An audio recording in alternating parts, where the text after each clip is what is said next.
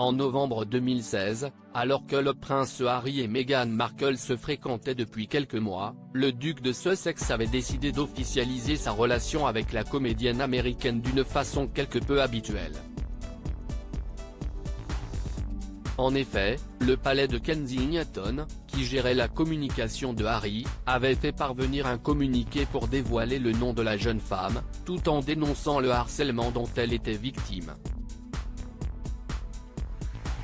Sa petite amie Meghan Markle a été l'objet d'une série d'abus et de harcèlement, avait ainsi écrit le palais, avant d'ajouter « Le prince Harry est inquiet pour la sécurité de mademoiselle Markle et est profondément déçu de ne pas avoir été en mesure de la protéger.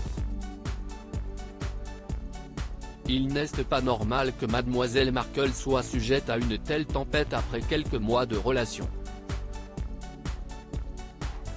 Enfin, à travers ce communiqué, Harry avait également souhaité pointer du doigt la responsabilité des médias, dénonçant notamment le dénigrement en une d'un quotidien national, le sexisme et le racisme des médias sociaux, les combats juridiques pour empêcher la publication d'histoires diffamatoires et les tentatives d'intrusion illégale de journalistes ou photographes au domicile de l'actrice. Et près de 6 ans après, on découvre d'étonnantes révélations sur cet étrange communiqué de presse. Dans Revenge, Meghan, Harry and the War Between the Windsor, une biographie sur le duc et la duchesse de Sussex, écrite par le journaliste d'investigation Tom Bowers et publiée ce jeudi 21 juillet, l'auteur nous apprend en effet que c'est Meghan Markle qui a insisté pour que Harry rédige ces mots.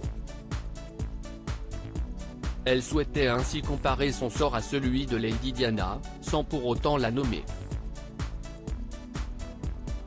Selon Tom Bowers, le prince Harry aurait accepté car il était paniqué à l'idée de perdre la jeune femme qu'il fréquentait depuis à peine 5 mois. Une étrange comparaison si Jason Knopf, l'attaché de presse du prince Harry, à qui est revenue la tâche de publier cette déclaration au nom du prince. Harry a dicté à Knopf les sentiments à exprimer dans une déclaration.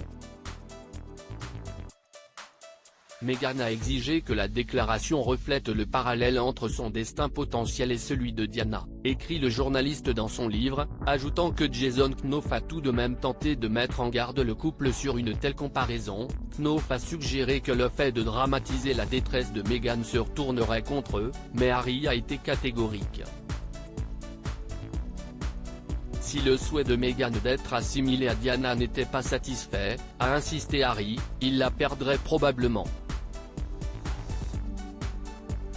Knopf a acquiescé.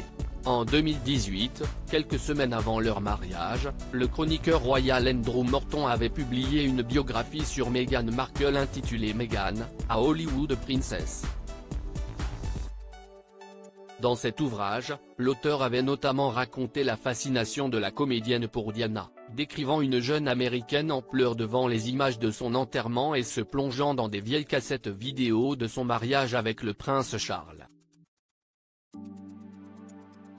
Une fascination qui serait donc allée très loin.